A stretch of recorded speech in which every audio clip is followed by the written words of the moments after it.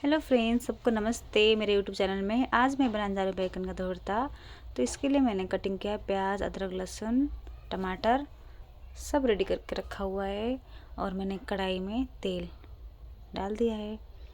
तेल डालने के बाद मैंने जीरा डाल दिया, जो कटिंग करके रखा हुआ अदरक लहसुन भी डाल दिया इसमें, और प्याज डाल दिया। इसको प्याज डाल के मैं इसको अच्छी तरह से चलाऊँगी।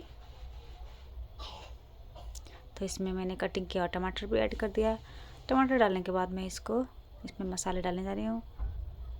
सारे मसाले डालने के बाद मैं इसको अच्छी तरह से चलाऊँगी जब तक मसाला पकता नहीं है।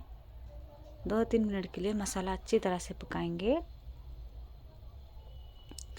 तो मसाला अच्छी तरह पकने के बाद मैंने इसमें डाल दिया जो भून के रखा बैगन का भरता। तो बैगन का भरता रेडी है। आपको वीडियो कैसे लगा, लाइक कमेंट शेयर